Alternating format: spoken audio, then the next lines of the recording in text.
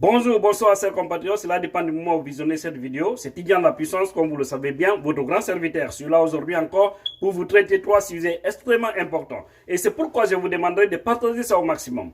Primo de ces sujets, c'est par rapport à cette situation de M. Ahmed Diouf Diallo, vice-président de la Sierra Leone, et qui est d'origine guinéenne et précisément de Télémélé.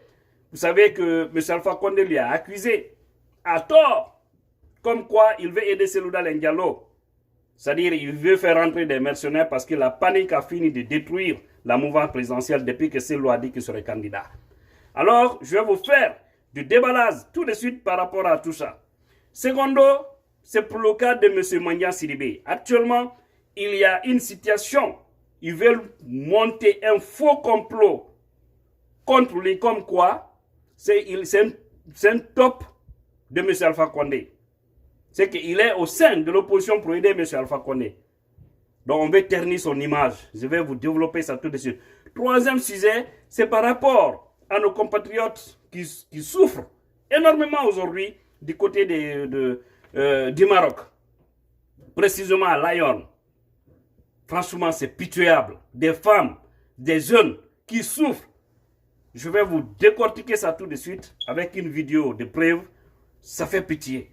C'est pour vous dire qu'on doit tout faire pour changer cette condécratie parce que les Guinéens, même ceux qui sont à l'étranger, souffrent à cause de cette malgouvernance de ces gens-là. Et voilà les trois sujets que nous devons développer tout de suite. Nous allons commencer par le premier sujet, très capital. C'est par rapport à ce coup téléphonique de notre président Alpha Condé qui a appelé le président Julius Manda Bio, le président de la Sierra Leone, pour l'informer comme quoi, aujourd'hui, M. Diouf devait aider Ella Selouda Diallo en Guinée. C'est-à-dire M. Diouf qui est le vice-président en Sierra Leone. Et quand il lui a dit ça, il lui dit, dit à Diouf d'arrêter d'aider Selouda. Parce qu'aujourd'hui, M. Diouf Diallo, selon M. Alpha Condé, est en train de planifier des gens pour rentrer en Guinée. Il est en train de chercher, c'est-à-dire, M. Diouf est en train de chercher des moyens financiers pour Selouda. Il est en train de chercher des lobbies à l'international pour Selouda. Donc, Diouf est contre moi. Parce que Alpha Condé, tout peu d'intelligents est contre lui. Sauf quelques peu maboules qui peuvent manipuler, qui sont ses amis. Et puis il dit que ce sont des bonnes personnes. Nous les connaissons. Parce que lui, il voit tout sur langue ethnique. C'est très grave. Mais c'est l'échec total. On va tout déballer. Et voilà, quand il a dit ça à monsieur Bio, le président de la Sierra Leone, de transmettre ce message-là à M. Diouf, ce dernier a dit qu'il n'y a pas de problème. Je vais transmettre le message. Mais qu'est-ce que M. Alpha Condé oublie? La même personne que lui il a appelé pour lui dire de conseiller son vice-président, hier il était contre cette personne-là. Il ne voudrait pas du tout que ce monsieur-là devienne président de la Sierra Leone. Il soutenait qui? Ernest Bai Koroma. L'ancien président qui a été battu dans les urnes, qui a quitté le pouvoir. Et ce monsieur Bio avec son équipe, M. Diouf Diallo, guinéen d'origine, comme vice-président. Allez, ils ont récupéré la Sierra Leone. Et aujourd'hui, allez-y voir ce que ces gens-là sont en train de faire là-bas comme miracle par rapport à la Guinée. Hein? Tu es tranquille, c'est-à-dire, tu as mot de vente de Conakry à la frontière sierra-léonaise. Une fois que tu arrives là-bas, tu peux dormir, tu peux caler même ton volant jusqu'à Freetown. Parce que c'est des patriotes. C'est des gens qui travaillent. Est-ce que vous comprenez? Voilà la situation qui s'impose. M. Bio dit, mais lui, il ne sait pas ce qu'il veut. Hier, ce n'est pas lui qui me combattait aujourd'hui. Aujourd'hui, comme il est coincé, il m'appelle pour me dire certaines choses. M. Diouf est issu d'une famille très noble qui a fait des grandes études. Il ne peut pas envoyer des mercenaires dans son pays d'origine. Il ne le fera pas. Mais chaque président, chaque candidat est libre d'avoir des lobbies pour l'aider à arriver au pouvoir. Ça se passe partout dans le monde. Ça, c'est pas un crime.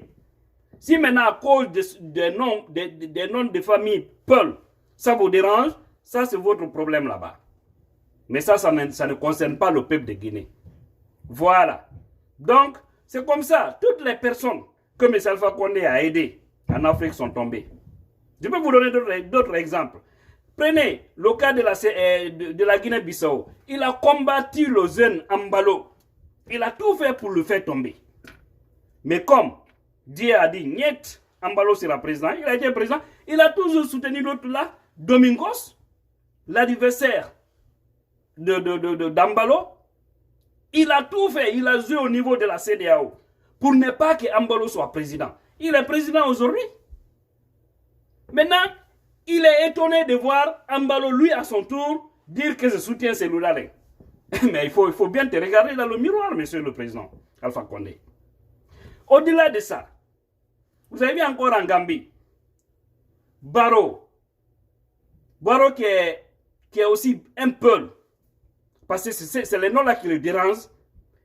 Alpha voudrait coûte que coûte pour que Yaya Jammeh puisse rester. Il est passé par tous les moyens. Mais Yaya Jammeh a été battu dans les urnes. Il voudrait s'imposer. Mais les Gambiens ont dit niet, tu dois aller parce que tu as perdu. Et M. Barrow, lui, il est devenu président de ce côté. Un monsieur qui l'avait combattu parce qu'Alpha ne voudrait pas que ce dernier soit président. Mais il a été. Quittons là-bas. Allons-y au Libéria. Ça a été aussi la même chose. Au Libéria, George Weah, il ne voudrait pas que George Weah soit président. Il lui a combattu. Il a aidé l'adversaire de George Weah. Est-ce que vous comprenez? Mais il a tout fait. Finalement, George Weah est devenu président. Voici les raisons pour lesquelles je vous dis que M. Alpha Condé n'a aucune chance. C'est pourquoi même dans son pays, il ne peut pas développer. C'est que Hardjemote, quoi, il n'a pas la chance. Parce que si vous mettez des gens qui n'ont pas la chance, qui n'ont aucune chance à la tête de votre pays, dites-vous que tout ce que vous allez voir ne doit pas vous étonner. Donc tout ce que nous sommes en train de voir aujourd'hui, on ne peut pas mettre une personne malchanceuse à la tête de notre pays et s'attendre au bonheur. Ce n'est pas possible. C'est ce qui nous suit aujourd'hui en Guinée. Mais je pense que l'ère est arrivée. Comme dit Seloudale, Heuti Abrasé, Wati Barali. Donc, M. Alpha Condé ira. À Diaranya, Madianya, Diwa. Maintenant, aujourd'hui, il est en guerre avec tous ceux. Regardez encore au Mali. Il voudrait coûte que Ibeka puisse rester. Mais comme c'est une personne qui n'a pas de chance, qui a soutenu Ibeka, lui aussi, il n'a pas sauté. Il a sauté. Voici quelques détails. C'est pour vous dire, dans la sous-région, il n'a aucun ami aujourd'hui. Mais pourquoi il ne s'attaque pas au Libéria?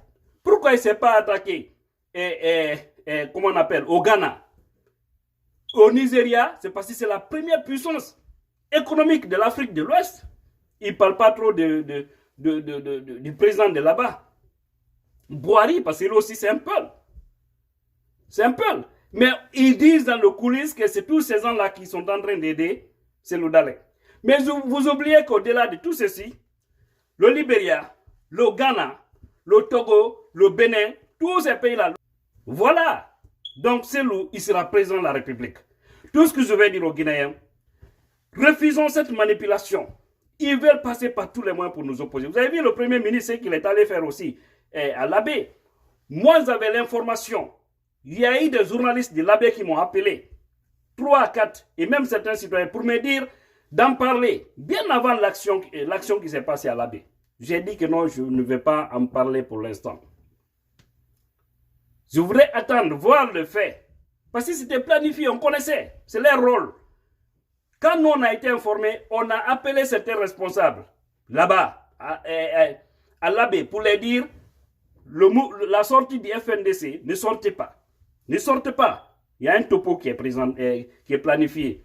Si vous sortez, ils vont payer certains jeunes pour venir caillasser les véhicules du cortège du Premier ministre et ils vont dire que c'est les militants de l'IFDG. Parce qu'ils veulent opposer encore les Soussous aux Peuls. Comme ils ont échoué avec les politiques d'opposer les Peuls aux Malinqués, les gens là ont compris. Alors il faut tenter encore avec Kassori Fofana. Oubliant que Kassori Fofana, mais c'est mandingue. Mais nous, on ne rentre pas dans tout ça. Tout ce qui nous intéresse aujourd'hui, c'est la Guinée. concédons les mêmes peuples de Guinée pour changer ce changement-là. Alpha est en train d'accuser les gens, par-ci, par-là, surtout les pays qui sont dirigés par des gens qui ont des noms peuls comme quoi, comme celui-là est un peul, alors ils sont en train d'aider un peul. C'est grave. Il oublie que la France, les États-Unis, tous ces pays, des grands puissants-là, sont derrière celui-là. Si je le dis, c'est parce qu'ils sont pour l'alternance. Ils l'ont tous dit, ils sont pour l'alternance. Donc je ne le souhaite pas. S'il y a Bang Bang, je ne le souhaite pas, mon Dieu, je ne le souhaite pas, parce que j'aime mon pays. Je ne le souhaite pas. Mais s'il y a problème, M. Alpha Condé doit savoir que tout le monde va le combattre. Et même ces gendarmes policiers, avec quelques mercenaires qu'ils ont planifiés là, si ça chauffe, ceux-ci vont se rallier à la majorité. Parce qu'au sein même de l'armée, il y a des militaires républicains. Mais le moment viendra où la vérité va jaillir autour de tout ça. Merci. Et allons-y au deuxième sujet. Le cas de M. Mandiang Sidibé. Rapidement. Je vais dire à tous les militants et sympathisants de l'IFDZ, M. Mandiang Sidibé n'est pas un top de M. Alpha Condé. M. Mandiang Sidibé, c'est quelqu'un que je connais. Si vous avez confiance en moi, si vous pouvez dire alors que moi, Tidjane, je suis un top d'un autre au sein de l'IFDZ, ce que M. Mandiang, lui aussi, il est. Oui. Mais si vous savez que mon combat est un combat sincère au sein de ce parti-là, je n'ai même pas besoin, moi, de rencontrer des hauts responsables de l'IFDZ. Ce n'est pas mon problème. Moi, mon combat, il est direct. Je le fais, c'est pour ma nation, c'est pour mon pays. Mais je suis derrière ce parti parce que je pense que Cellou pourra bien faire quelque chose. Mais il ne s'agit même pas de relations personnelles avec les responsables. Ils sont tous témoins de cela. Parce que mon objectif, c'est le bon chemin.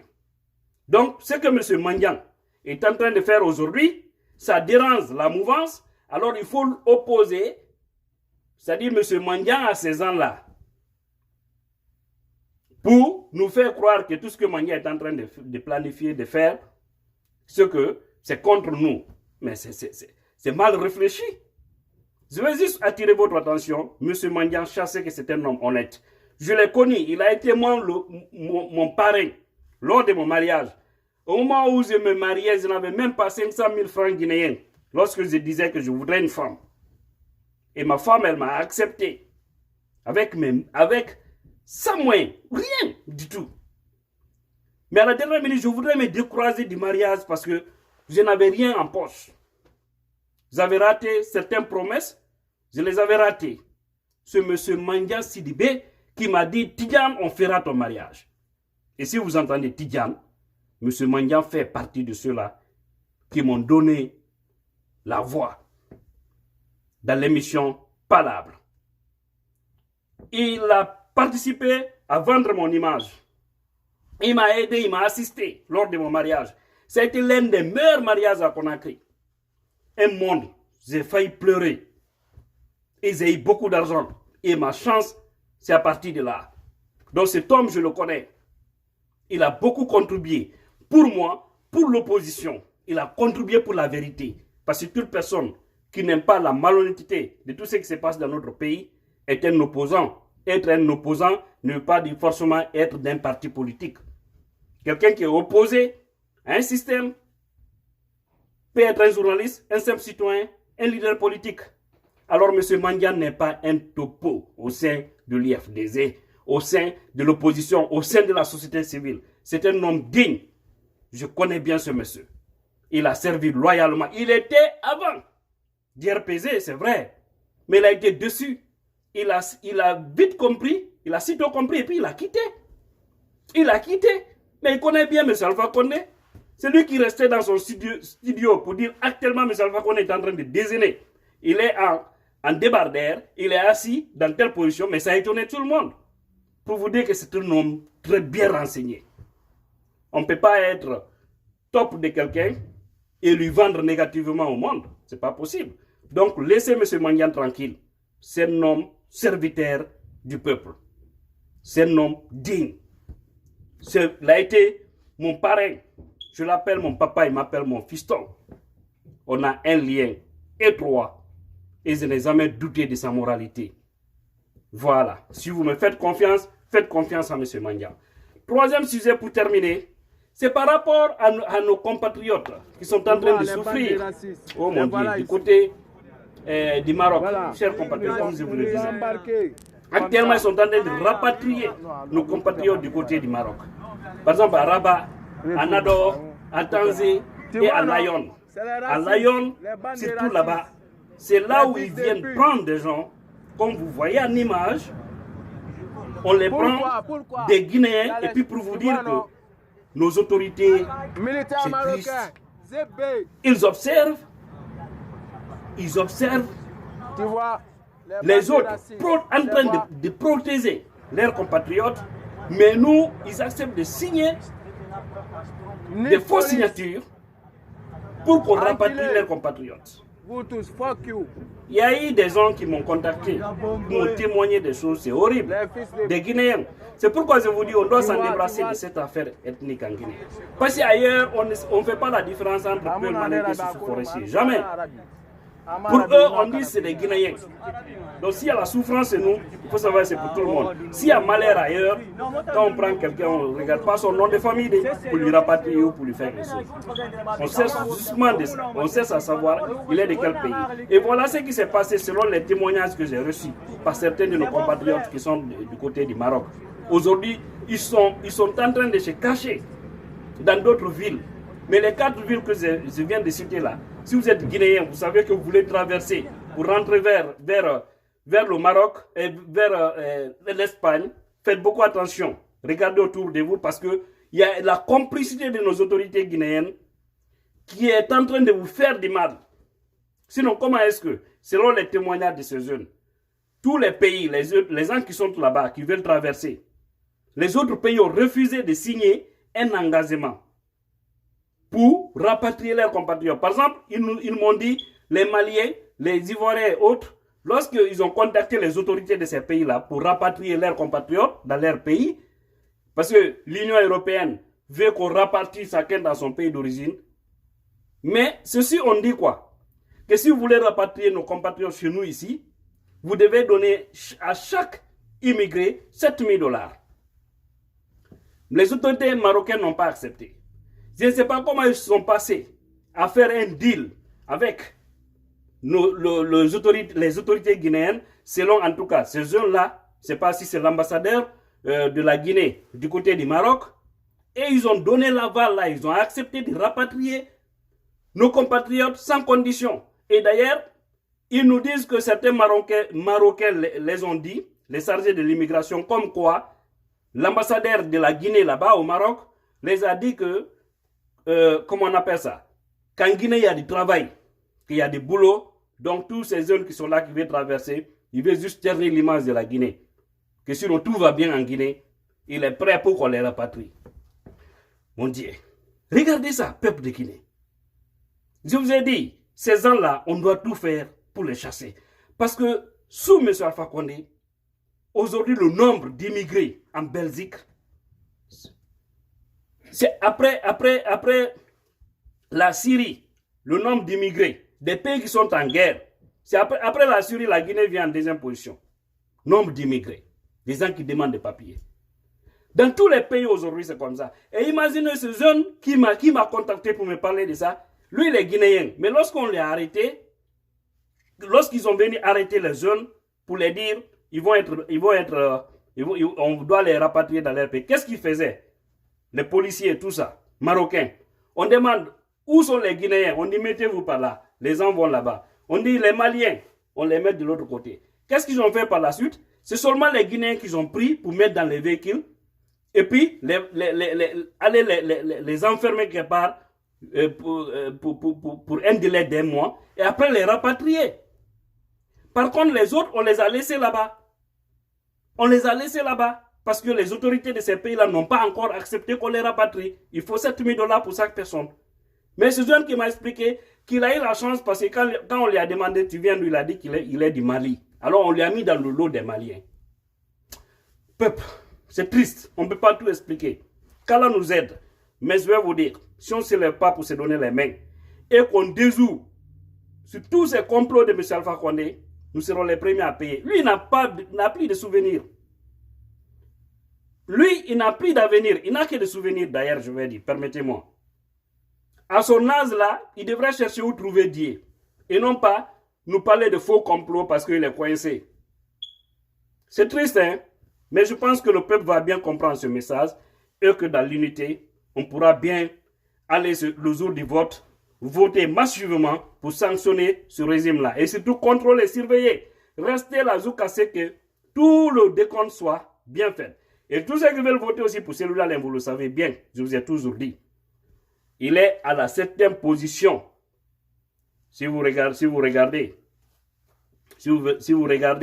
la liste des candidats, il est à la 7e position et c'est devant le baobab que vous devez cocher pour voter pour l'homme qui va apporter un grand changement positif dans notre pays.